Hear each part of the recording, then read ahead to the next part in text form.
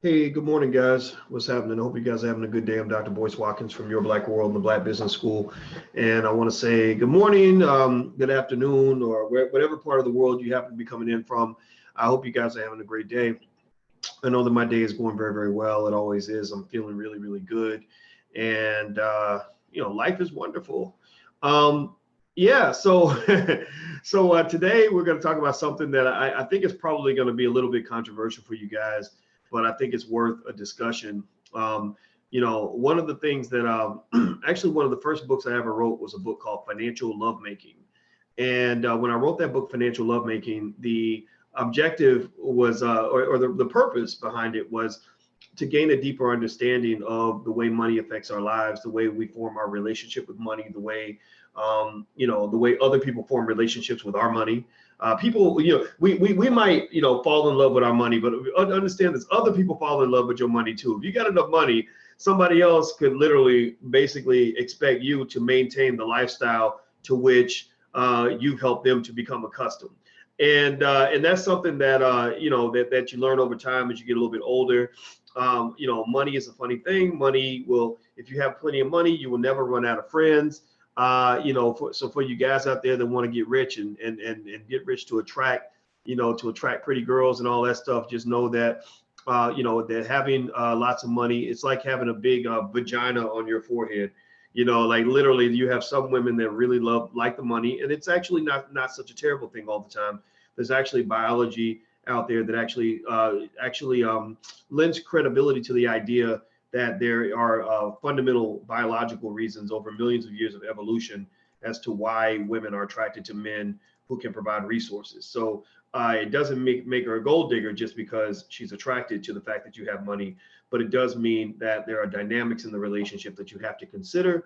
Because just the same way men are attracted to sex, and there are some men who will politely come up and ask you, hey, can I have sex with you?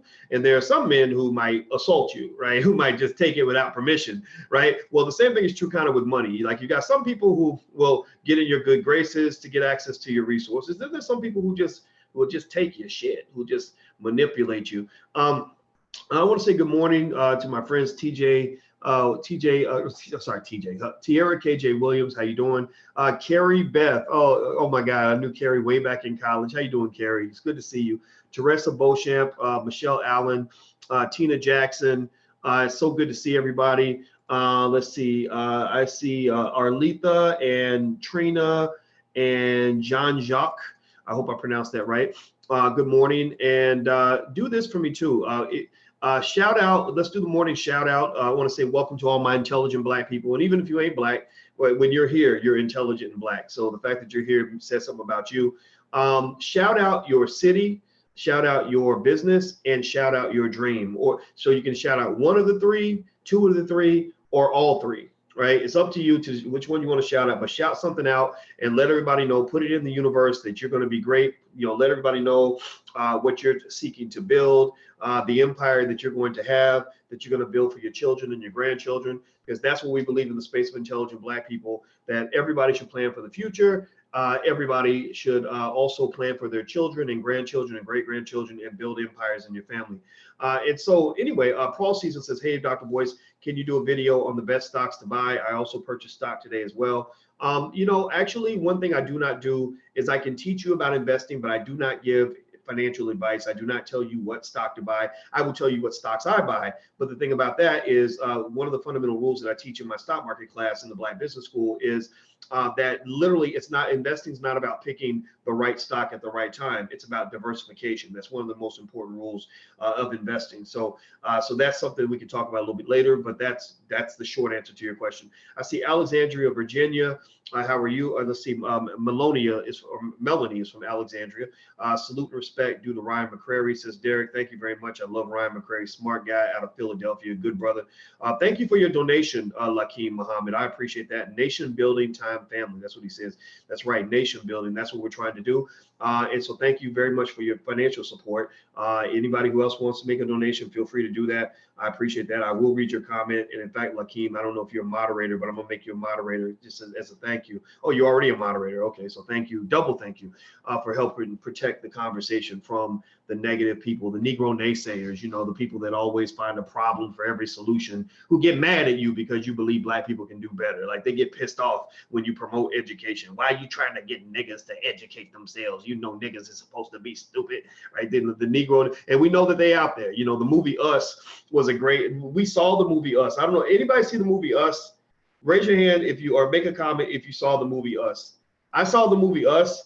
And the first, when I saw the trailer and saw the title, I said, oh, that movie's about us. It wasn't just the black people on the screen. It was like, oh, damn, wow. It wasn't until after I watched the movie where I went back and I was like, oh, us could also mean US. It's about the United States. But I was thinking like us, like, you know, because we got people that look just like us who want to kill us, you know, like the Nipsey Hussle assassination, if you want to call it that, or the homicide, or what category you want to put it into. The Nipsey Hussle situation to me was a perfect example of us. Two guys from the same hood, about the same age, wearing the same colors, same community, same everything, same struggle, and one wants to murder the other one because he's jealous or mad or got paid by the government or whatever theory you believe happened. Either way, it doesn't change the fact that Nipsey's dead, right? It doesn't change the fact that this brother lost his life in a situation that didn't even make any sense. You know, it would have made more sense to us if he'd been killed by an enemy, you know, if he'd been killed by a cop or been killed by a car accident or been killed by a crazy Klansman or whatever. But when you see somebody, and I was stunned, I don't know about y'all, but I was stunned when I found out that he was pretty much from the same community and had the same colors. I was like, wait, same gang? Like they're in the same gang? Really? Let me stop. Anyway, I see somebody's in here from the United Kingdom. We got a lot of friends in London. I love you guys in London. I'm telling you, Black London is, y'all need to stop sleeping on Black London. They got some good black people there. Extraordinary people in London. Please hit the thumbs up button. Please take a second, hit the thumbs up button as we move forward. Also, don't forget that the podcast is on iTunes, so you can download it there, and SoundCloud if you just want to listen instead of watch. You can listen in your car. And also, if you want to get text notifications, please text the word voice to 31996. Text voice to 31996. I'll ask one last question from Brother to the Night, and then I'm going to jump into the conversation for today.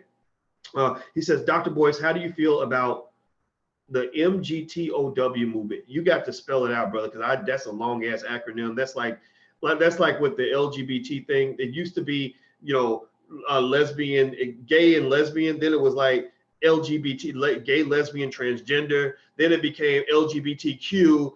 And I'm like, what's the Q? How's the Q different from the T and the B and the G, right? And then it's like LGBTQ, ABC, 1, 2, 3, X, Y, Z. At that point, I was like, you know what? From now on, it's just going to be LGBTQ. I can't go further than that because my memory can't hold on to all those acronyms. So same thing. Like, don't give me MGTOW. I don't even know what that stands for. I was thinking like Motown when I saw, oh, men going their own way. I don't know what that means. That type of dude, idiot. I don't understand. Somebody explain, like, y'all gonna have to educate me on that because I know nothing about the movement. Maybe I'm late to the party, maybe I'm an idiot, but I don't even know what it means, men going their own way. I don't know. Does that mean, is that like a gay thing? Like, is it, I don't know. So anyway, let me keep going. All right, so we're going to talk about the topic for today, and I will do my research. I promise you, I swear to God, right when we get done, I'm going to write it down, MGTOW, and I'm going to research it. And next time I come back, I'm going to be absolutely an expert on the MGTOW. I might even do a whole video about it. All right. Okay, so yes, I did see who's representing Nipsey Hussle's killer, Christopher Darden, which I thought was kind of ironic. But I don't think it makes him like necessarily a bad guy or a sellout. One thing you should learn about justice is that justice isn't something that's just preserved for innocent people. Justice is tested the most when you give it to a person that you believe is guilty. You know, so justice should not be something that is applied, you know, occasionally or when we feel like it. Justice is supposed to be a consistent concept. It's supposed to be a consistent core American value that is afforded to everybody in our society. And we know Black people for many years were denied justice. And I don't believe in denying justice to the brother. I mean, why not give him a good lawyer? That way we can make sure that when he get the death penalty, or when they do whatever they're going to do to him, that they're picking the right guy. You know, and I would love it if they went even deeper. Like Dr. King's family met with the guy who was accused of shooting Dr. King. And the reason they wanted to meet with him is because they said, we don't believe justice was served. We don't believe that you did this by yourself. You know, we don't believe that you were the man who's solely responsible for the death of our father. And so they met with him and talked to him to find out who the real killer was. And that's what led them to file the lawsuit against the federal government for executing the murder of Dr. King, which they conveniently swept that under the media, right? They'll let you know all day that they think Michael Jackson might have been a pedophile or whatever, but they won't tell you that the government killed Martin Luther King, right? They don't bring that up. They forget about that. There's no time in the news to cover that, because you got to talk about the guy that saved a puppy from a tree today, right? But really, justice and truth means going to find truth wherever it is. The truth, there's a saying that says the truth is like a lion. You don't have to defend it, just let it loose and it will defend itself. So I believe in truth and justice, and that's what I think should happen in the Nipsey Hussle situation, despite the emotional energy people might have. So anyway, here's one of the things I was thinking about this morning. I was checking out this situation with Kevin Garnett. Now, you guys know Kevin Garnett, right? KG, big tall dude, went to the NBA right out of high school. I remember when KG went to the NBA, and I specifically remember him not just because he was very talented. He was out of Chicago, just like Antoine Walker from Farragut High School.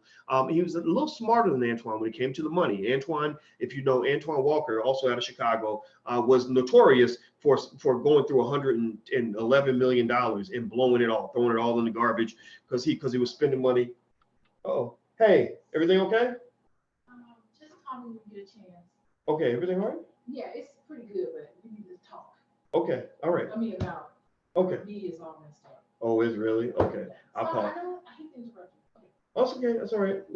She's interrupting me because the baby hurt her knee when she was playing soccer. Okay, all right. I'll call you as soon as I'm done, sweetie. Okay, and then we go to Chicago late tonight. All right, got it, babe. Okay. All right. All right. See, this housekeeping, gotta, that's the boss. I gotta listen to the boss. We're actually running a half marathon tomorrow in Chicago. I'm dreading that shit, man. Damn. I'm not looking forward to it. It's so painful.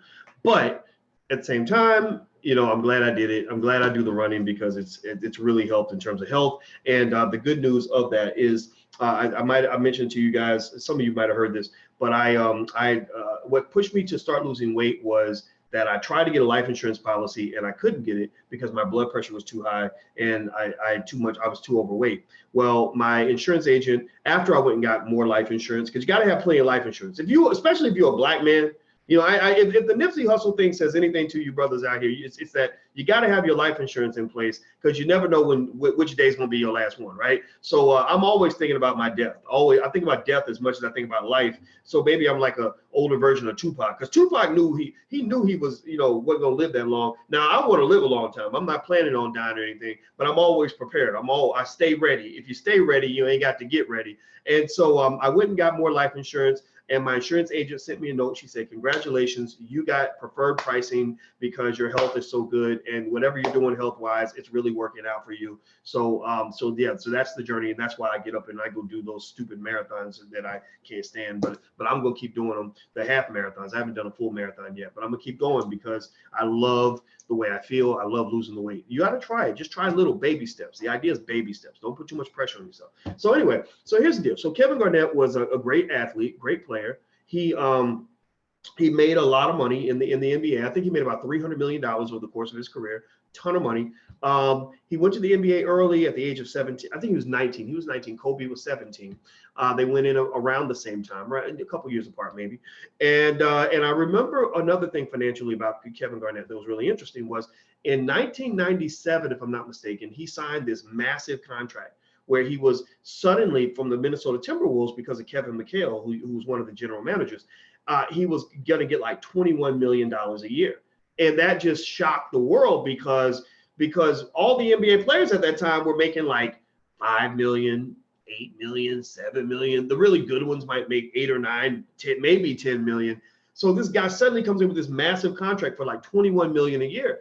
And at that point, all the NBA owners were like, hold up. wait, stop, right? They're like, no, we can't move forward like this because if we're paying this much money to the athletes, we're going to go out of business. So the NBA owners did the reverse of a strike. They went on strike, which is called a lockout, where they pretty much, that's where the business owner says, I'm the one that's on strike. Because remember, when you're hired by a company, that's a business partnership. You provide the labor, I'll provide your paycheck, right? I'll go get customers so that you have somebody to serve tacos to or build cars for or whatever. So I'll focus on the marketing. I'll make the capital investment. You provide the labor, so you're investing your human capital, and everything works out, right? So it's a partnership. So in any partnership, just like a marriage, one of the partners can say, "Man, this ain't working out for me. This ain't working out for me. I want a divorce. Like back up. We got to take a break. We're gonna do a separation." So the NBA owners, did a lockout, and they did a separation and put the players out and said, we're not going to pay you until we do a new agreement. So they went through and they did this long negotiation, big fight. It was a big fight all in the media, where they redid the collective bargaining agreement, where the players really got screwed. Like the players lost that battle. They lost that fight big time. That's why to this day, 20 something years later, you have, rookies coming in the NBA making literally a fraction, literally like 1/50th of what they would make now if the agreement had never been put in place. You have players whose salaries are capped pretty good, but maybe it works out well when you're talking about. Maybe it works out well when you talk about the fact that players in the NBA tend to be happier though than the players in the NFL. Right? Remember, LeBron James said that the NBA is more of a players' league, whereas the NFL is a plantation, right? So maybe if the players are happy, then it works out, and Lord knows that they're not struggling for money. It's all good. It kind of is what it is. But Garnett got that last major contract before they shut it all down, right? So fast forward 20-something years, Garnett's been playing. Respect this guy a lot because he's been scandal-free. He's not in the news over no bullshit. He's been living his life, married his wife. I forgot his wife's name. It's up here. I pulled it up. His wife, I want to say her name. Say my name. Brandy. Her name is Brandy. And so Brandy, his wife, his beautiful wife, they got married many years ago, and they recently got a divorce, and that brings us up to today. So here's where we are. Okay, hit the thumbs up button, by the way. Please hit the thumbs up button. Welcome to Dr. Voice TV, the home for intelligent Black people. We're talking about Kevin Garnett and his massive divorce and how much money his wife wants, and just the general idea of marriage and how much a breakup should be worth. Like how much should a person pay when they say, I don't want to be with you anymore, right? Like what's the right price? There's differing perspectives on this. I know that I've had relationships and I've had breakups. I had a couple of times, the woman was like, hey, fuck you, boys. I don't want to be around you anymore. You suck. Or I met a new guy or whatever. And I never really felt I was owed money because of that. I should have got money. Like I'm like, wait, you lied to me. You pulled my leg. You toyed with my emotions, girl. You owe me reparations, bitch. I'm playing. I wouldn't say that. I would never call a woman a bitch. Maybe once or twice, but there are some men I would probably call bitches too. But still, like you feel that way. Anybody ever felt that way where there's somebody you feel like you got double crossed, like you got tricked, like they just literally like pulled your leg and just disavowed and broke every promise that was ever made and all that, and you're hurt, you're mad, you're disappointed, you're sad.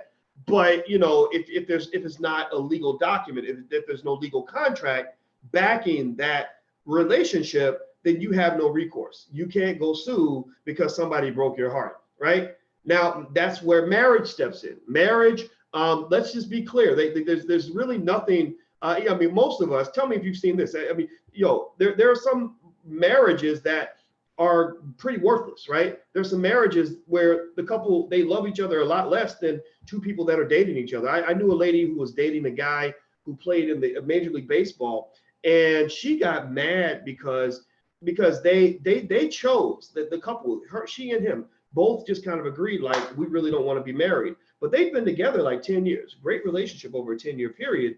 And she would go to these events, and these women would look down on her and disrespect her because she was the girlfriend and not the husband. So they kind of treated her like she was just a thought, a THOT, right? Like, oh, you're not as important as us because, I'm the wife and you're the girlfriend, right? And she used to sort of say, well, but I know, your husband does not love you. I know that your husband just met you 6 months ago, and I know that you just put your names on a piece of paper to provide legitimacy to a relationship that isn't going to last more than a year. So in her mind, when she looked at love from an idealistic kind of almost puritanical standpoint, it was like, no, my relationship is better than your relationship. But let's just be clear, though. Let's just be clear. When you're mixing the financial and the business with the emotional and the relationship-y part, the emotional part kind of gets played down a little bit, right? Like, it gets pushed down because now when you throw in the finances, you get into the old sayings like it's cheaper to keep her. Now it's becoming cheaper to keep him, because then now you got women that are making more money than their men, right? And it gets to a point where people sort of they start saying like, what does love have to do with anything? Love ain't got to do with shit. Love, it's all about the paper at this point. It's all about paying the rent, right? And that's why you have a lot of marriages that continue, because they are basically just, business arrangements. It's like, I don't like you, you don't like me. And I'm talking about a lot of celebrities. There are a lot of, you'd be amazed. I get to hang out in Hollywood sometimes, and I meet celebrities and whatnot, and I get to hear like the stuff that the public doesn't hear. And they'll be like, oh yeah, that couple that markets their relationship and they're like the ideal couple and everybody's like inspired by their love. Oh, that's all fake. He's gay. He sleeps. He has a boyfriend that stays in his garage, and he pretends to be the pool boy, but really that's the one that he goes to when he's looking for sex. He don't even go to his wife, right? Like that happens a lot, right? So you have a lot of relationships that are just fake.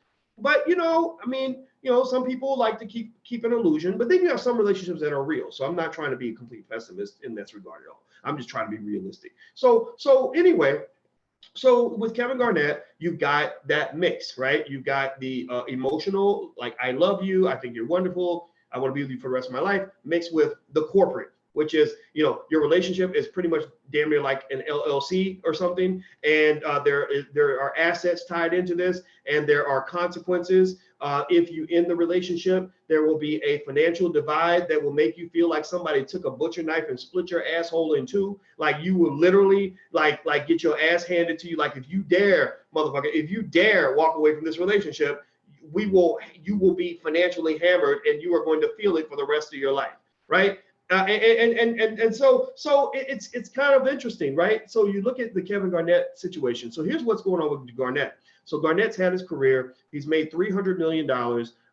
Great career, no scandal, no nothing. Good guy, great player. Couldn't have been better from a sports standpoint. But you have the financial side. Two major things happened to Kevin Garnett that pretty much jacked him up. I was going to say fucked him up, but I'm trying not to cuss so much, so I won't say fucked him up. I'll say jacked him up. A couple things that jacked him up. One, he had this accountant, and I don't know how this happens. I'm trying to figure it out. It's like CSI, like forensic investigation, trying to figure out how the hell did you hide the murder weapon kind of thing. He had this accountant that he's suing right now, who apparently, according to Kevin Garnett, according to the lawsuit, worked with his wealth manager and allegedly stole $77 million from him. And they literally used the word steal. It wasn't, misappropriated. It wasn't like, made bad investments with it. Like they're flat out saying that he just took the money like a bank robber, like just took it. And I was trying to understand this, right? So anyway, according to USA Today, I'm reading from I'm gonna pull up the article on USA Today. Hit the thumbs up button while I do it. Please hit the thumbs up button. It's very important. And share this video. Please share. We're pushing intelligent Black media through the world. So I need your help. I need every intelligent person to just hit the share button, hit the thumbs up button, and all that stuff, so other people can be brought into the conversation. Okay, so he says, so they said he's suing an accountant and his firm, alleging that they helped a wealth manager steal $77 million from the retired Minnesota Timberwolves Boston Celtics star. The federal malpractice lawsuit alleges that Kentucky-based accountant Michael Wertheim and Wellican CPAs enabled Charles Banks IV of Atlanta to defraud Garnett through businesses in which Garnett and Banks shared an interest. Now, this is really interesting, right? This is so the accounting firm is being sued, not because they're being accused of taking the money, but because they allegedly enabled somebody else to take the money, right? They didn't actually do the crime themselves, according to Garnett.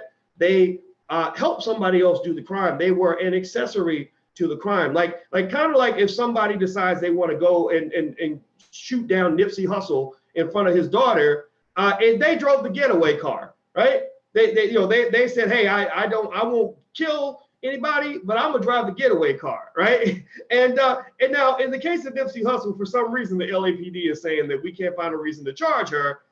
I don't understand. I'm thinking, well, she enabled him. He can't go kill Nipsey and get away if he ain't got a ride. If he can't get in the getaway car, then he would have got caught because he'd have been on foot. Somebody would chase him down or whatever, right? But for some reason, the LAPD decided that the person who drove the getaway car is not relevant to the fact that they drove someone away from the crime scene after they shot down, this person in front of his family. I don't understand. That's life. But in this particular case, the accounting firm is considered an accessory, kind of like the people that drove the getaway car, even though they're not being accused of committing the actual crime. Apparently, he's claiming that Charles Banks IV defrauded Garnett through businesses in which Garnett and Banks shared an interest. Okay, so the loss. So this, this reminds me of the whole situation with LeVar Ball and the whole Big Baller Brand situation, right? If you saw Big Baller Brand had an issue with a guy named Alan Foster or something, I think that's his name, who they allege took a bunch of their money and did certain things with it, and that's really interesting in the sense that when business gets done, a lot of things are happening. A lot of money's being moved. A lot of things are being bought. A lot of decisions are being made. And I'm speculating that in these situations, because there's so much money, right? Because the money is so, big. Think about this. Imagine if you're logging in. Anybody log in and check their bank account every now and then? Like I do that. I'm doing my app. In my bank, I'll just kind of keep up with the money by just hitting a couple buttons and seeing how much money. So you might look in there. Maybe there's a few $100. Maybe there's a few $1,000s. If you're balling, maybe you got $10,000, $12,000 if you're a good saver, stuff like that. Imagine opening up the bank account and seeing like $17,495,244.18, right? I mean, that's just an insane amount of money. Now, imagine if you're a person, and you're the financial manager or the accountant or whatever, and you've got, you've got a financial issue like a gambling problem, right? And you owe the bookie $8,000, right? Well, you can see where somebody in that situation, who's got that addiction, a gambling addiction is just as bad as a drug addiction or anything else. You could see where that person, if they're representing some athlete who's chasing booties and bling and only cares about dribbling basketballs, who ain't checking, you could see where that person might say, what I'm going to do is I'm going to hire my sister as a consultant and pay her $8,000 a month so we could just scrape a little bit off the top. I mean, after all, he's not going to miss it. He don't care. And my sister, she can do something. She can help out, right? And so I imagine that that's what's happening with these situations, that basically the problem that I see, and I'm not saying this applies to Garnett in particular, but I'm thinking about another athlete who played in the NBA or NFL. I forget the guy's name.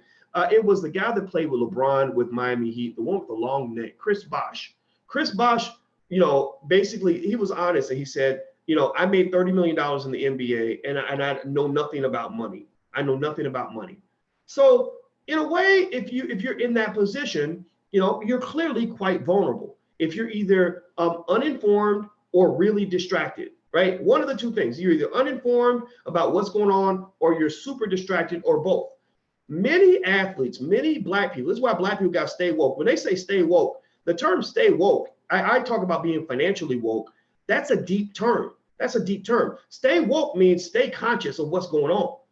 Stay woke means be aware of your surroundings, right? Stay woke means, play chess, not checkers. Stay woke means watch the trends. Pay attention to where things are going. Don't look at just where things are now. Look at where things are going to be.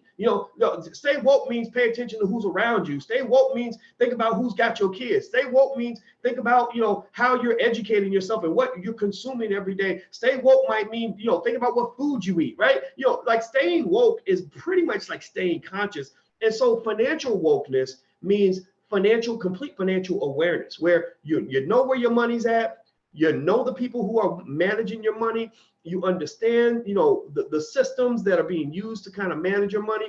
If you ever find yourself in a state of financial confusion, you're always vulnerable to the person who does understand what's going on, right? So if you're a person who says, look, I don't understand what's going on with my investments. I don't know. All I'm thinking about is trying to win a championship. And that's all that matters to me, is making sure the Chicago Bulls are the best basketball team on the planet, right? If that's the person you are, that's cool. But the thing is, you have to understand that you have put yourself in a position of complete vulnerability. And so whoever it is that knows what's going on, you better make sure you can trust that person. It's almost like getting drunk. You ever hear smart women tell other women, like, if you go out and you drink a lot, make sure that you've got your friends with you, so they're not going to let anything happen to you in case you pass out or in case you make bad decisions or you get too drunk, right? Well, the people that you put in that position, they've been given what is called a fiduciary responsibility. A fiduciary responsibility is when you say, I'm not going to act on my own behalf, but you're going to act on my behalf. And I need you to just make sure that you're representing me as well as I would represent myself, right? That's a fiduciary responsibility. A fiduciary responsibility is kind of what a lawyer has. A lawyer, you don't understand the law, but your life is on the line. So you're hoping that your lawyer's not or a manipulator or a bad attorney, because if he is, then you're the one that's going to get screwed, not him, right? So ultimately, with athletes, and individuals, when I've talked to people, and I've had, discussions with people about possibly counseling athletes on how to make smart decisions when it comes to money and life and all that. But I'm kind of a radical black man, so I don't go through the institute. Those discussions always break down. The NBA does not really want their athletes listening to a guy like me on a regular basis. Their mamas want them listening to me, but the NBA does not, right? So those negotiations always break down. But if I were talking to them, one thing I would probably tell them is, let's meditate, let's literally mesmerize ourselves on the concept of what it means to be financially woke. Like for example, Rebecca Monique, she's a brilliant accountant. She stays financially woke. And I think that she might agree with me, possibly. I don't know. She's a smart lady, so I'm probably going to get something wrong here. But she would probably agree with me that financial wokeness is pretty much just sort of meaning that you're aware of what's happening. Even if you don't fully understand what's going on, you're always asking questions. You're always kind of in there. You're kind of snooping around. Maybe you have somebody watching your back, but then you have somebody watching the person who's watching your back, right? Like when I get lawyers, I kid you not, I learned the value of having lots of lawyers around, because I learned that the more famous you get, the more people will literally sue you for anything. Like oh, you stepped on my toe, I'm suing you, because they want you to settle. They want you to give them money to go away, and it is what it is. Thank you to Will Smith and his brother for helping me not get annoyed by that, because I literally was like, what is this shit? Like, why are these people bothering me, right? But it happens, right? And so the thing is, I learned to have lawyers around. And the thing about lawyers that's interesting is that lawyers, they have bills to pay too. And lawyers, some of them can be greedy, corrupt bastards. So what I did was, I didn't just get lawyers, I got a lawyer that will watch my lawyers, right? I got a lawyer that I trust and to represent me in a fiduciary responsibility, like a consigliere. And the consigliere, if you remember the term consigliere, it's from The Godfather. It's like the legal advisor that kind of informally sits around and tells you what different strategies are. So when I want to talk to a lawyer, I usually don't talk to the lawyer. I send my lawyer to talk to the lawyer to figure out if that's the right lawyer for me. Why do I do that? Well, because I trust this person, and also I know that it understands lawyer lingo. She understands if the lawyer is trying to overcharge me. She understands what I need and what I don't need. I don't always understand those things. So really having your back watched, that's the point. Having your back watched is almost essential because we're consistently hearing stories about how massive amounts of Black wealth, Remember, $77 million, if Garnett is accurate in this lawsuit, $77 million taken from this black man is $77 million taken from a black family, which is another $77 million taken from the black community. And the thing is that given that this story happens, 100 times, 1,000 times, throughout, a decade or two, I mean, you're talking about billions of dollars, again, being extracted from black people. Why? Well, some of it's being extracted because we have people that have massive amounts of money who don't always know exactly how to protect that. It doesn't mean Garnett's stupid.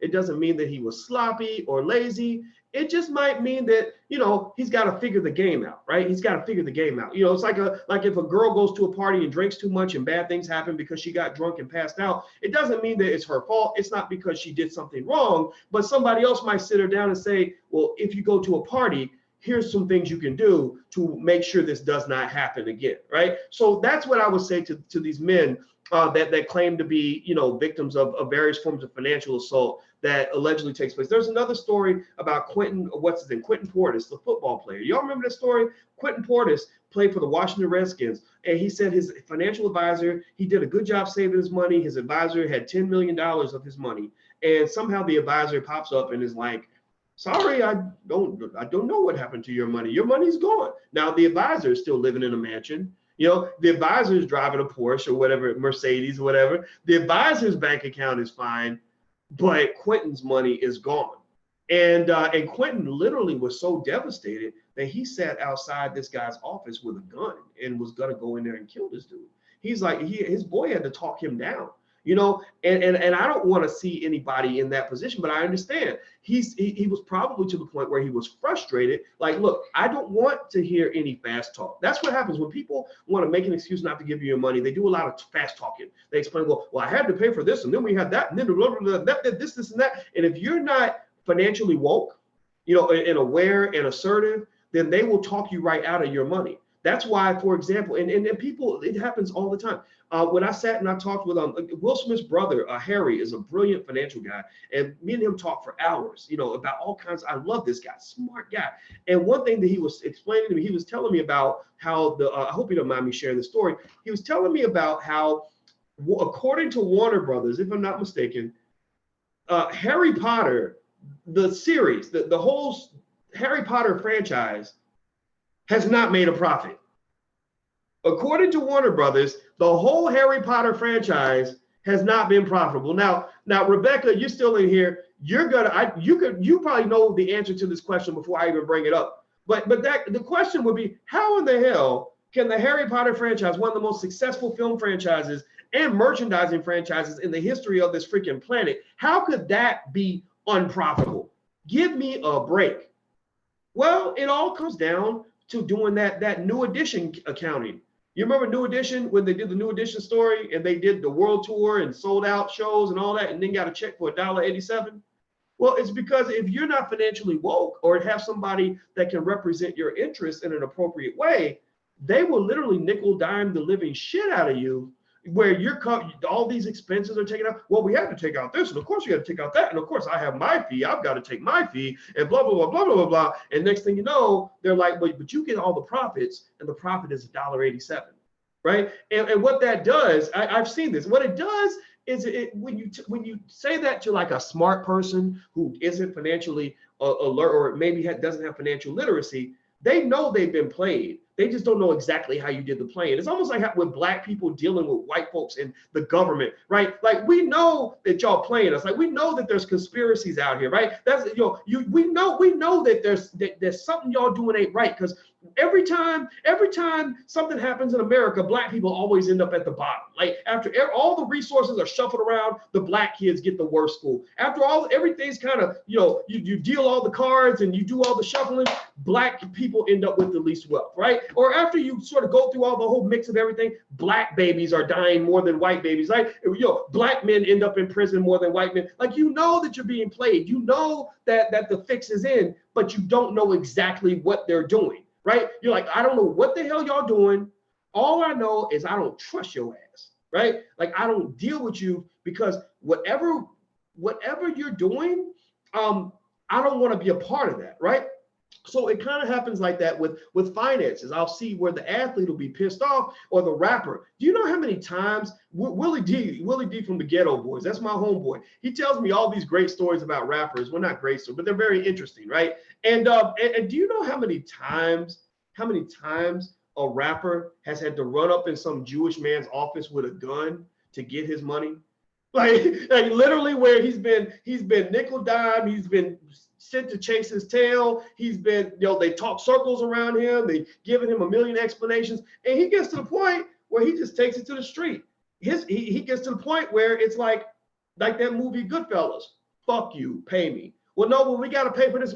No, fuck you, pay me. No, but we have this expense and that expense and this account and blah, blah, blah, and you got this one. No, fuck you, pay me. And I really think that there's something to that. But most rappers who walked up in somebody's office with a gun or a baseball bat, they did get their money. Now, I don't recommend that, right? Because you can get arrested for that and all that. But Ice Cube had to do it.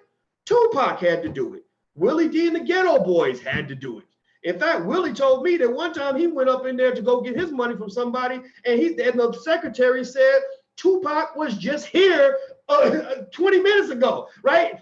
Trying to kick his ass to get his money, right? So it's kind of this weird thing. And it's not just done to athletes or entertainers. It's really done to the whole Black community. The whole reparations conversation is something where they're going to pretty much tell you that they can't afford to give reparations. They're going to give you all these complicated reasons why the budget doesn't afford it and why this is imbalanced, that's imbalanced, and this didn't happen and this happened that way and really technically it should be that much. Well, the reaction for Black people kind of has to just be fuck you, pay me. Like, okay, you want me to vote for you, then fuck you, pay me. No, but we don't have the money. No, fuck you, pay me. Like literally there's something to be said about the simplicity of saying, I need you to solve your own problems. Don't bring your problems to me. I need you to bring me my money. And so whatever the issue is, whatever the complication is, I'm sure you can work that out with enough effort because you seem to figure out a way to solve the problems that pop up when it's time for you to get paid. But when it's time for me to get paid, suddenly we have all these obstacles and all these barriers. It's like the NCAA. The NCAA does this when it comes to how they financially rape and pillage the Black community. They do this with the athletes. Every time there was a conversation about why athletes should be paid, just like the coaches, just like the commentators, just like the corporations, just like the college presidents, etc., they always lay out a long list of complicated reasons for why they can't get their money. And the best thing the athletes can say to the NCAA if they want their money is what? Somebody type it in. What can they say? Exactly. Hashtag FYPM. Fuck you. Pay me. Like if they just literally, if the athletes, the way the athletes can get their money, don't even have the argument, don't even have the debate.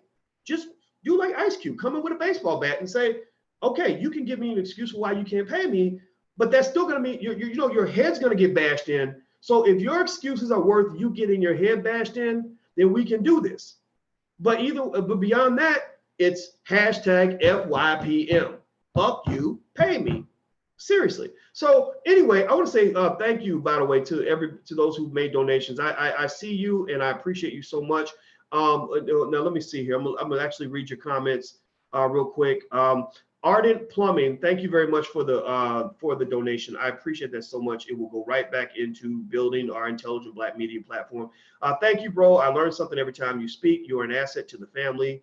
I need to hire a lawyer to watch my lawyer. That is the realest game I've picked up all week.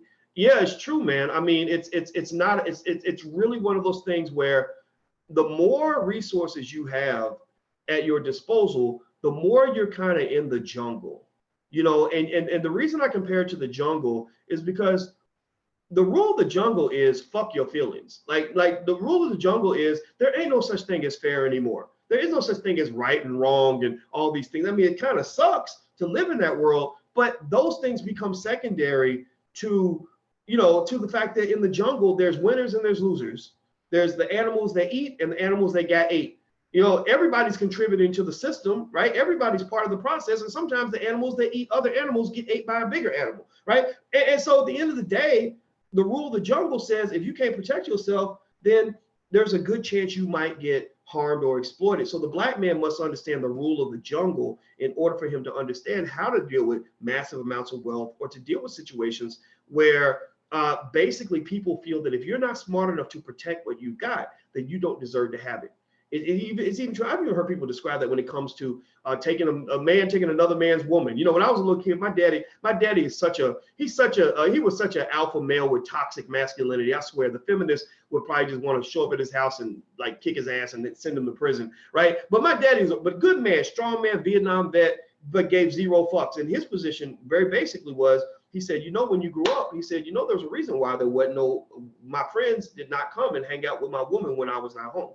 And I was like, I never thought about it, but now that you mentioned it, there was never a man in the house when you weren't there. He said, yeah, because I had friends that would take your woman, and their philosophy was, if I can take her, then she wasn't really yours in the first place. If I'm strong enough to take her from you, that means you're not strong enough to keep her. So it's supposed that things are happening the way they're supposed to happen. That's a really kind of ugly way to see the world. Like, it's very painful to see the world in that way. But one benefit of that is that it minimized the amount of time I spent feeling sorry for myself because I thought things weren't fair. Like, I don't do that. I can't, you know, I mean, maybe there's a temptation to be like, oh, it ain't right. They can't do that. Why y'all treat me like I didn't do nothing to nobody? That ain't fair, right? You can do that, but the whining ain't gonna get you nothing. I mean, all it'll do is get you like a tissue, right? And then they're gonna put you to the side with the other little wimpy bitches, and the real killers are gonna go out here and get what they want, you know? So I say this to the black men especially, and to really women. I think a lot of women understand this too, that in this world, it's really wokeness is essential to your survival. I think that's the general idea. It's not to the point where you go harming people or doing horrible things to people. You got to save your soul. But at the same time, you know, wokeness, financial wokeness is important for athletes and entertainers, especially because you are sitting on millions of dollars. And so basically what I'm suspecting with Kevin Garnett is that if his accountant did take his money or enabled this other guy to take his money, there's a good chance he probably got robbed legally, right? White people especially, and those who sort of mimic the capitalist systems that they put in place, they're really good at robbing you legally, right? Like black people, you know, like think about, you know, or even drug dealing, right? Black people, we became dope dealers, you know, just like white people did. And but our drug dealing was illegal. But then you've got major drug dealers who are dealing drugs on a scale that no corner boy could ever even imagine, who are making a billion times more money, who are doing it all legally. I mean, the number one, you know, entity that is responsible for all this opioid addiction is pretty much traced back to one family. Like, there's literally one family that's made like $14-15 billion, like getting the whole world addicted to opium, right? So they're bigger drug dealers than the corner boy. They're bigger drug dealers than Freeway Ricky Ross. They're bigger drug dealers than Pablo Escobar. Right? Like they're like the amount of dope dealing that they do is on a different level. So a lot of people, you know, they know the rules and they know how to rob you legally. And so I bet you that Kevin Garnett, if he got robbed, he probably got robbed in a way where they were like, no, nothing we did was illegal. We just put the money into this corporation, and he had to pay me for this consulting service and this and this. And the other thing with athletes is that a lot of times they will put fees in your contract. And if you're not financially woke, and they can smell that, if you're not paying attention, they'll be like, oh, we got a fee for this and a fee for that and a fee for that, and just sign here, and then you can go to the club, homeboy. Just sign here. There's a Porsche waiting for you outside. Just sign these documents and you can go, right? So a financially woke person is going to say, well, I'll sign, but let me go read the contract and let me take it to my lawyer that I trust, my consigliere, my lawyer that watches my lawyers, and this person that I trust will come back to me with an assessment, and because I trust them, I'm going to trust their assessment. I can't trust this person's assessment, your assessment, because I don't know your ass. I don't know you, right? So anyway, I'm gonna open up this Kevin Garnett article again. Hit the thumbs up button. If you haven't hit the thumbs up button, please do that. Also, don't forget, subscribe, drboycetv.com, the home for intelligent black people. And also, we're on iTunes. Just a reminder, we're on iTunes and SoundCloud if you want to listen as opposed to watch. So all those things are out there for you. So the lawsuit contends that Wertheim, I guess the accountant, that he possessed actual knowledge that Banks was helping himself to millions of dollars of Garnett's money and did nothing about it. That's a pretty heavy allegation, that he knew he was taking all his money and didn't do anything about it. Defense attorney Greg Simpson tells the Star Tribune his clients deny the allegations and will vigorously fight the suit. Banks was not named as a defendant. Banks is Charles Banks. Okay, so Charles Banks is the guy who allegedly took the money. Oh, okay, that's strange. He was sentenced last year to 4 years in federal prison for defrauding another former NBA star, Tim Duncan, of millions of dollars. So this guy, Banks, let me see, Charles Banks the fourth. Now, I'm going to look up Charles Banks the fourth of Atlanta. Now, this is the person who was convicted of stealing lots and lots of money from lots and lots of black wealth from black athletes. Now, how much you want to bet Charles Banks the fourth is not a brother? But then again, he may be a brother, so I could be wrong. Does anybody know? I'm going to Google this. My computer's moving a little bit slow. Tell me if you know. Somebody Google it and tell me if Charles Banks the fourth is black or if he's not black. Let me see. I'm gonna Google it. Make sure you hit the thumbs up button while I Google this. Hold on. My computer, I literally just got a new computer because this one's so slow and it does. I literally will click on stuff and nothing happens and it drives me crazy. So tell me, did anybody? He's white. Okay, there you go. I'm not saying that white people are all robbers or terrible people, but what I am saying is that, you know, it's kind of interesting. It almost makes you think about OJ. Remember OJ went through his shit and people were saying like, well, that's what you get for hanging with all those white women. Well, you know, there's something to be said about the athletes. I know, get a good browser. I agree. It's something to be said about these athletes. You know, they just want to run and hang out with tons of white folks. You know, they care nothing about them, care nothing about your people, care nothing about your community. You know, a lot of times they're gonna just give you shitty advice. You know, they're gonna give you bad advice. They're not gonna understand why you feel the need to send, you know, $1,000 a month to your little cousin because your cousin, you know, held it down for you when you got locked up, or because you and your cousin grew up together and you just feel a respect, or why you got to send money to Big Mama because she's Big Mama, right? Or why you got to give money to the community center in your neighborhood. You know, you will hear them use terminology and language that is very racist and paternalistic. Because remember, these are people that wouldn't want nothing to do with your black ass if you weren't worth $50 million. Like seriously, these athletes, a lot of these guys, you know, they'll be like, oh, this is Chad. Me and Chad are best buddies. Well, you know, a lot of times Chad wouldn't have been your buddy if you wasn't 6'8", 250 pounds with a $100 million contract. Chad would give zero fucks about you. He would not want to be your friend. He would be afraid of you. He would call the cops on you if you showed up at his door. So why are you suddenly trying to tell me that Chad is your best buddy when we know Chad, he likes you despite the fact that you're black, not because you're black. There are black people who want to be around you just because of who you are. Not because you're worth a bunch of money, but because we're in the same community and we love you because you're one of us. You're melanated like me. We're from the same struggle. You know, that's why we're friends. I don't care if you're rich or if you're broke. I'm gonna still be your boy. But Chad, who went to Yale, is only friends with the rapper Lil Bobo. He's only buddies with Lil Bobo because Lil Bobo can sell records and Lil Bobo is filling up his pockets. But once Lil Bobo ain't worth a damn, once Lil Bobo can't sell a record no more, he's going to basically stop taking his calls and move on to the next one. Like E40 said, the rapper E40 said, they'll find a new nigga next year. Now, he's not a song like that. They'll find a new nigga next year, literally. So I'm just saying at the end of the day, black people have to kind of grow out of that. No, somebody said, you mean Lil Boosie. No, I'm not talking about Lil Boosie. Lil Bobo is not, it's a fictional rapper. It's not real. Lil Boosie, I met a brother that represents Lil Boosie financially. And again, even though I don't know I don't know much about him in general, I did get an impression that Lil Boosie has some financial wokeness in his DNA that I actually respect. So I have nothing negative to say about Lil Boosie because when I met the manager and talked to him, I got a sense that he's not like everybody else. So mad respect to Lil Boosie.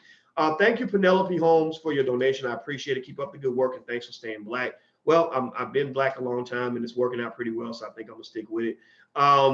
And then again, I could get that Michael Jackson surgery, and maybe that could change everything. It would be so much easier to talk about financial stuff. Everybody, I'd be the most popular person in the world then, right? Because white people like this shit. Black people, it takes time to convince black people that money actually matters, right? Because I'm not a rapper, right? So everybody would listen to me if I was a rapper. But scholars is like, who wants to be a scholar when you could just like bust rhymes for a living? All right. So anyway, let me keep going. They said, one thing that Kevin Garnett went through that kicked him in the ass financially was this thing with the accountant and the financial advisor. So, and given that Banks was sent to prison, I'm going to live under the assumption that Banks likely was a crook and that Banks likely did take some of Garnett's wealth unjustly. And so it looks like he's suing the accountant because he's like, you should have known. You had a fiduciary responsibility to know what's going on, and therefore you're responsible because he committed the crime, but you drove the getaway car. Okay, good argument. I can see that. That's good logic. I don't know if he's going to win this lawsuit, but it does make me sad. Now, the second big hurdle that Kevin Garnett is fighting through has to do with his wife. Right. So his wife, Brandy, he married Brandy many, many years ago. I think they've been married maybe 15, 20 years. I mean, a long time. His wife, Brandy, and I'm trying to pull up the article, the computer's freezing up. But his wife, Brandy, basically wants a lot of money. I think that right now, Garnett's income, it's dropped since he stopped playing basketball. And he's making about $5 million a year. And that's before taxes. So after taxes, he might be bringing home 2.5 or 3 million, right? And so what's interesting is Brandy wants 2.3 million in spousal support and child support. And so Brandy, she's let's see, according to TMZ, she's seeking 146,000 per month in spousal support, plus that's for her. That's for her to do to maintain her lifestyle. Which, I mean, my God, that's awesome, right? $146,000 a month, not working. That's got to be the coolest thing ever. I've got to grow a vagina or something because apparently that pays pretty well. But anyway, plus another $46,000 a month in child support for their two daughters, ages 10 and 6. Now, the child support makes a little more sense to a lot of people because, now you're talking about, the kids, right? The kids get, to keep living good and stuff like that. Okay. And you want the kids to be with you. Okay. It is what it is. And the total amount that she's asking for, it adds up to about 2.3 million a year. And she's arguing that this is not too much given that he makes 5 million a year. But remember, he's got to pay the IRS. So after the IRS gets paid, he's probably dropping to 3 million or below. And she's saying, plus he may set 300 million throughout his NBA career. Okay, now that's interesting, right? That's very interesting in the sense that, out of that 300 million, again, he didn't get the whole 300 million. Let's say he gets half of that or less than half, maybe even, 130 million of that. Now, on one hand, though, if you made 130 million throughout your career, that could easily give you a net worth of $250 million or more. Like that's what should happen, right? If you're talking about a 20-year period and you're investing on a consistent basis, even a guy like Garnett, if he's putting even 20% of his income into, stock portfolio's that track the S&P 500 and real estate and all that, like that money's going to grow to quite a level, right? I mean, a smart person, a person that knows what to do with money could easily take Kevin Garnett's salary over the last 25 years and turn that into $1 billion. Like literally, I know people, myself included, who could have taken that money and just did basic things with it, pretty safe things with it, and turned that into somewhere where Kevin's close to being a billionaire just by putting him into doing kind of what rapper Nas has been guided to do by some of his friends. He's put his money into little startups that have eventually sold for billions of dollars. I think he's an investor in Lyft. He's an investor in a bunch of little things. And what those things do is that allows your money to multiply very, very quickly. Some of the best business ideas are actually unfunded businesses that exist in the Black community, right? And so basically, there are ways that he could have let that money grow, but to the extent that maybe he didn't allow that money to grow, some would argue that 2.3 million is quite a bit to ask for in a divorce. But then again, it's a value judgment. I mean, the question becomes, how much is a relationship worth? How much should you pay for a breakup? If two people are living a lifestyle, and we know Kevin Garnett's job was to keep playing basketball and to make as much money as possible. Her job, it seems, based on what she's saying, was to take care of the children, right? Which she said took 95% of her time. So some people would say, well, of course, she's taking care of your kids. So of course she deserves whatever she asked for because she was taking care of your children, and nothing's more important than your children. And that's absolutely true. But then you have individuals like, say, Diddy. Diddy seems, I'm not sure, putting aside like gay rumors and stuff, which are pretty big for him right now. I don't know if that's true, but I never cared about what another man does in the bedroom anyway. That's not my business.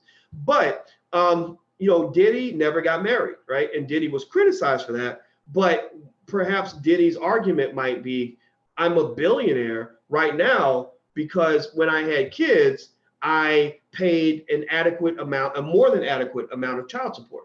I paid $30,000, $40,000, $50,000 a month, which is enough money for anybody to live comfortably.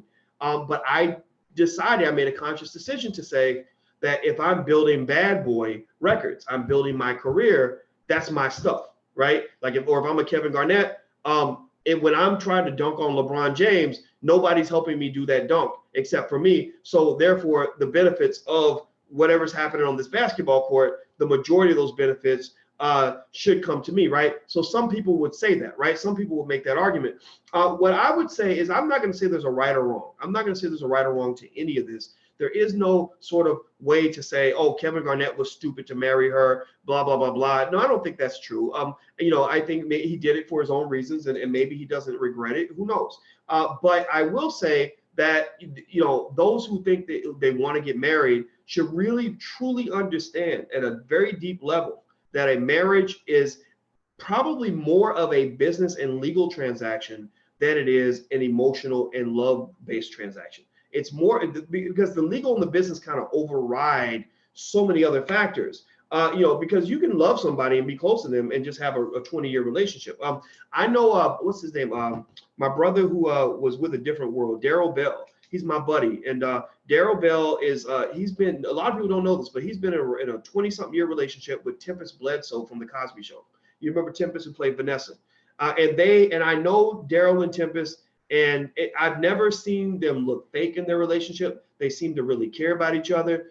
They have a stability and a tranquility when I'm around them. I sat with them with Alicia and stuff, and they're just a wonderful couple to know.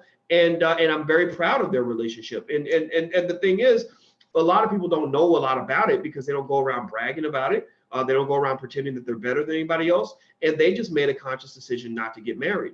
And what can happen though is we can say, oh, well, because you didn't get married, you don't have anything. You can't be giving people advice on relationships. You don't know nothing about relationships because you never got married. Well, no, they know a lot about relationships. They've been together over 20-something years. You can't do that without having the ability to maintain a relationship. It's just that they chose consciously to not make it into a business and financial or legal situation. They just said, we love each other, and that's what it is. It's an emotional transaction that has to be renewed on a daily, weekly, monthly basis. And I think that's what does scare some people, is that you fall in love, and that if a person decides on a Tuesday that they just don't want to be with you anymore, they can just pack up and go, right? And there's no complication, there's no lawyers chasing them, there's no money that has to be paid, they're just out. So you can understand why someone who wants that security, who wants the emotional security to be backed by legal and financial security, would want marriage, because basically it says, if you decide to renege on your agreement to be with me for life, or however long you want to be with me, then you're going to pay a price. It's going to cost you. It's going to be your ass, right? So I can understand. So logically, there are reasons why you can understand why someone would want marriage. Logically, you can understand why someone would not want marriage. I would argue, if I was to give a value-based judgment, I would almost say that it does come down to choosing what works best for you, what makes you happiest, and not letting anybody pressure you into either not getting married when you really want to get married, or pressuring you into getting married when you really don't. Because once you make the decision, it's a huge transfer of power.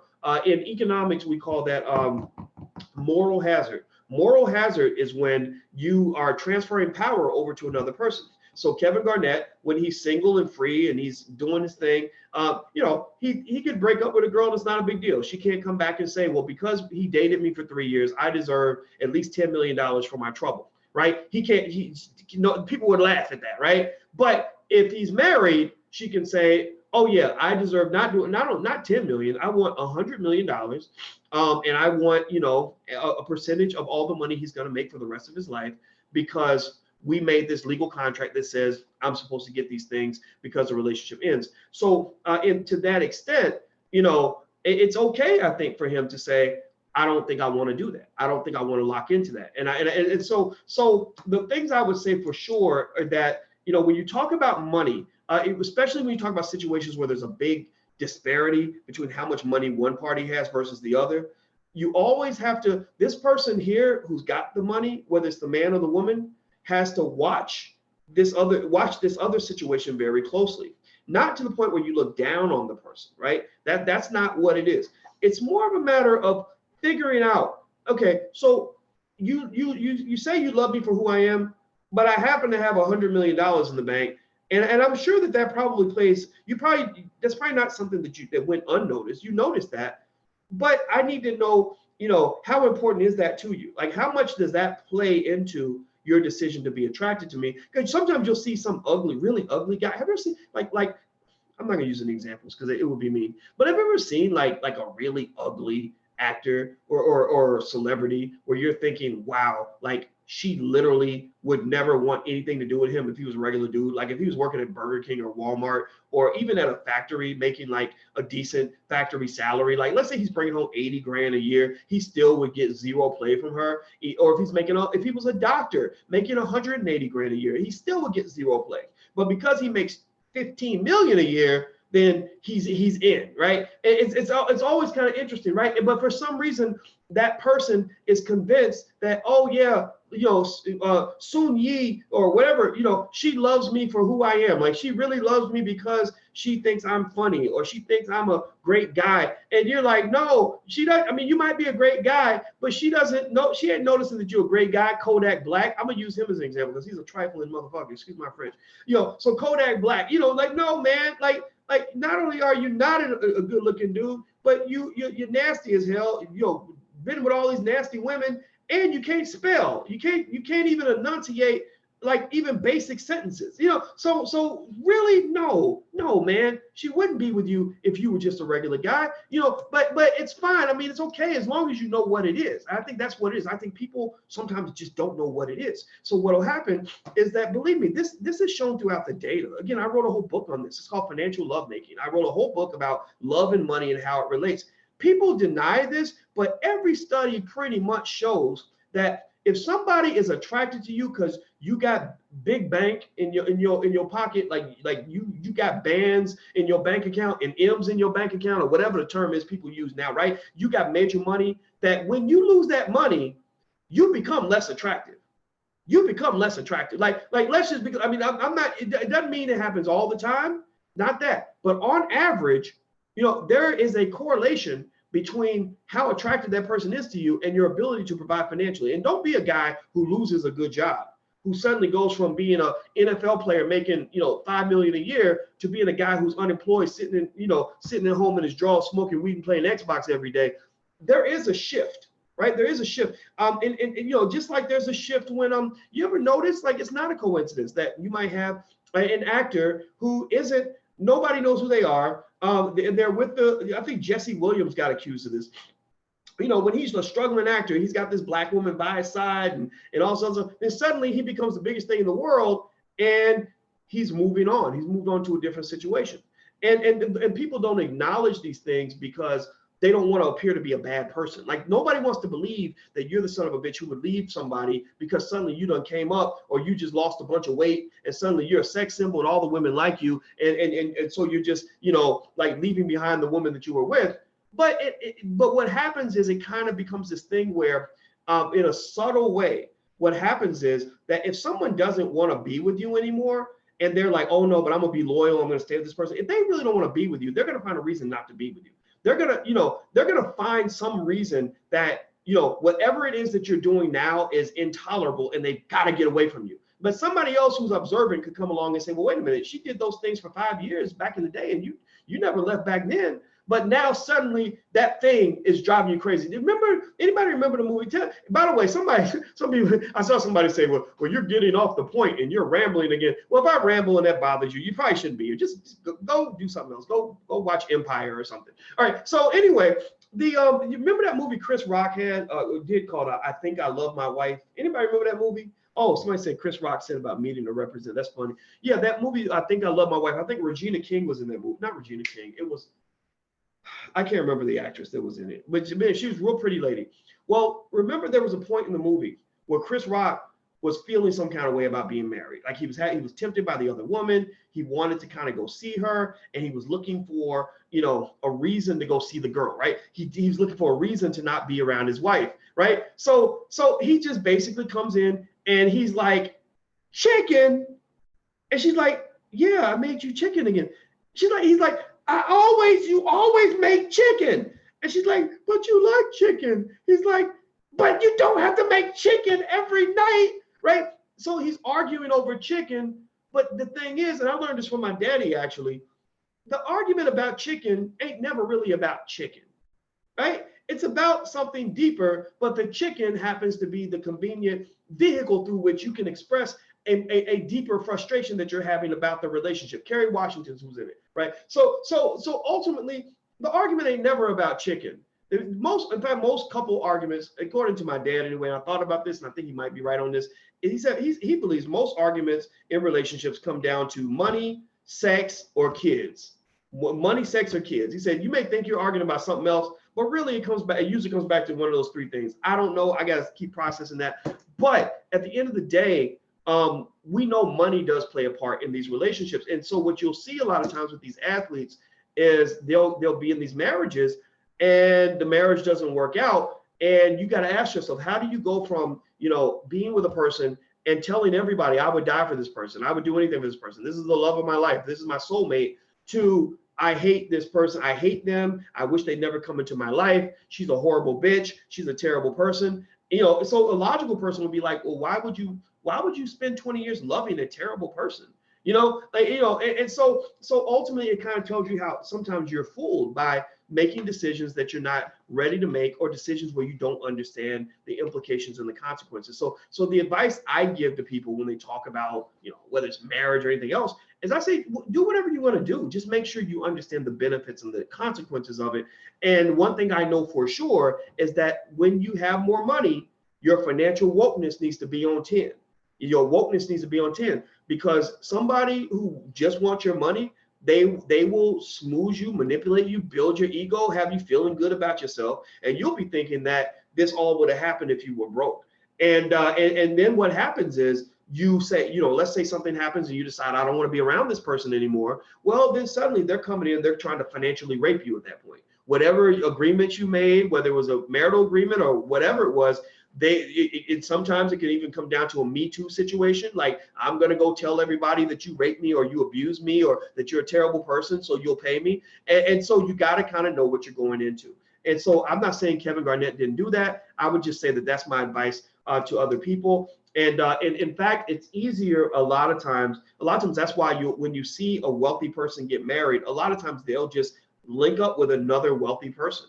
They'll link up with somebody else where money kind of gets washed away and it gets removed from the equation. Because if you got a lot going on financially and they got a lot going on financially, that if the breakup happens, then they're going to go back to what they're doing. You're going to go back to what you're doing, and you're not focused on trying to come up based on what somebody else has, right? Because if I meet you and I'm poor as hell, I'm broke as hell, I'm struggling, I'm working in a factory, and I meet a woman, I start dating Beyonce or whoever. She's not single, but you get the point. I'm dating Beyonce now. Now suddenly I'm not working in the factory no more. I'm going on world tours. I'm not hanging with my regular friends anymore. I get to hang out with the Obamas, right? I'm not driving a Toyota anymore. I'm driving a Bugatti, right? That matches my other Bugatti, right? Well, suddenly my life has changed dramatically. Now for Beyonce, it's like, oh yeah, I'm dating this guy, Boyce. It's just a regular, yeah, he's all right. He's nice. We might stay together. We might not. I got to think about that. Maybe in the back of my mind, I'm thinking, oh, hell no. You ain't going nowhere. Like you have freed me from the prison that used to be called my life. Like, you have got me out of the shit that I was in before, and I'm not going back to that regular life now. Now I done got used to eating caviar for breakfast, and you better not think you're gonna just run off and act like this shit never happened. And so ultimately what's occurred is that Beyonce had, by reaching, I'm not gonna say reaching down, because that implies that somebody who has less money is not as good as a person who has more money. But from a financial standpoint, reaching down and dating a regular dude, she's made herself slightly vulnerable, because now she's engaged in, remember the economic concept, moral hazard, where she's transferred power to me. So now I'm not just a regular dude who works in the factory. I'm Beyonce's boyfriend. So now if she decides, Boyce, go on with your life. Get the hell up out of here. I'm done with you. You bore me, whatever. right? I can go to TMZ and be like, oh yeah, I'm Beyonce's ex-boyfriend. I know all her secrets. I know I can. I can take her down. Let me tell you some stuff that nobody else knows about her, right? So that's why people that become very wealthy, they end up having to make people sign NDA agreements just to come to their house for dinner.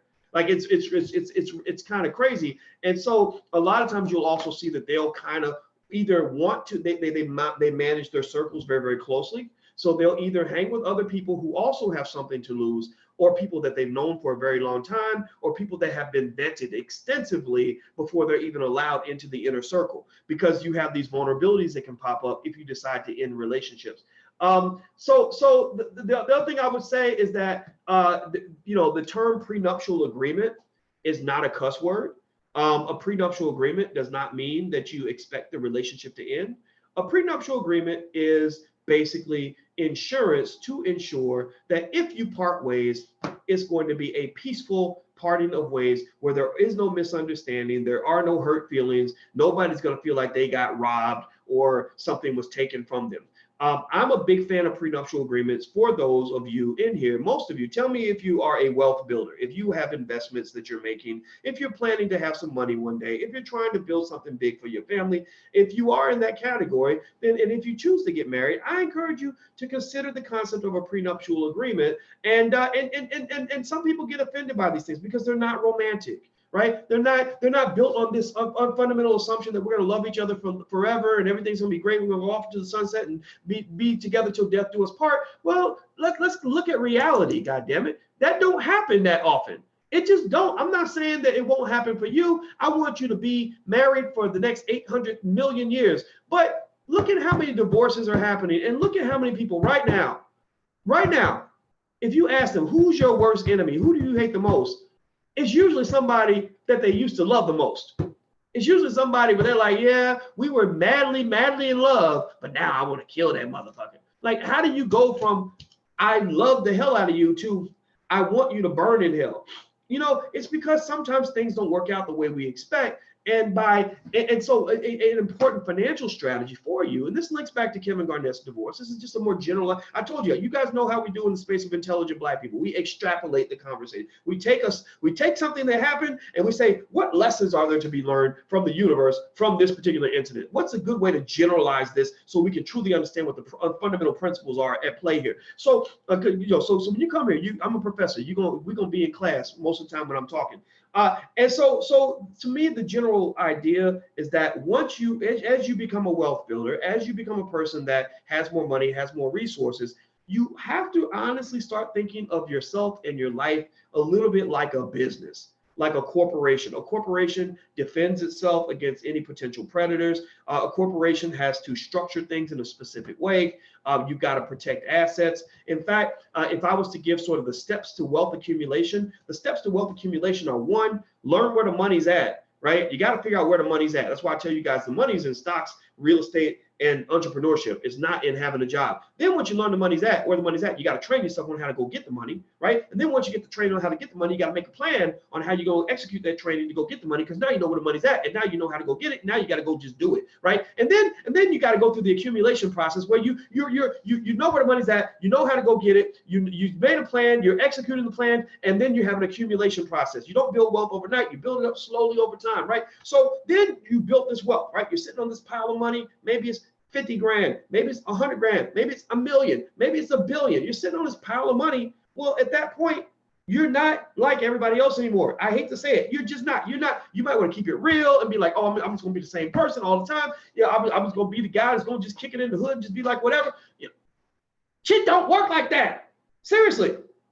That's why Nipsey Hussle is dead, is because it don't work like that. Like, seriously, I'm not in any way critiquing how he chose to live his life, but Nipsey Hussle was not a regular dude just chilling in the hood. He was not. He was a global leader who was respected all around the world, who had millions of dollars in his pocket, who's building a business in a neighborhood where Black men die every day. Where Black men, not only do Black men die every day, but you're going to become an exceptional and an extraordinary target for the men who are there to disrupt the path and the journey of other men that are doing better than them, right? Like, if I can't beat you, then I can destroy you. right? If I can't get what you got, then I'm gonna take what you got. If I can't do better than you, then I'm gonna make sure that you don't do shit, right? That's the mindset of people. If I can't have it, nobody can, right? So to me, again, Nipsey Hussle, I think there's something.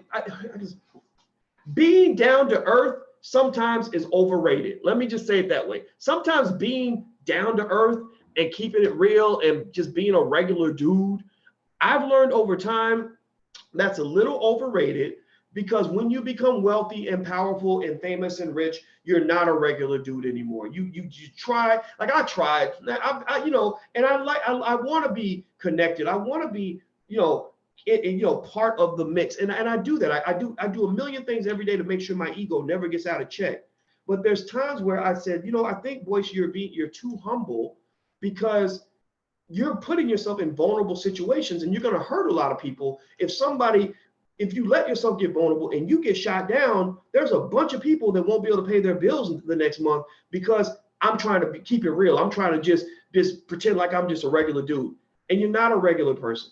And so with you guys, when you build wealth, just know that in the eyes of the people that you meet, you're not going to be a regular person. So you have to take some extra precautions to protect yourself. You have to be a little woker than other people. If you're sleepwalking and you're sitting on $1 million, then when you wake up from your sleepwalking, that $1 million will be gone. A fool and his money usually part ways. So I'm saying, just don't be a fool. Whatever it is you walk into, eyes open, understand the situation, protect what you got.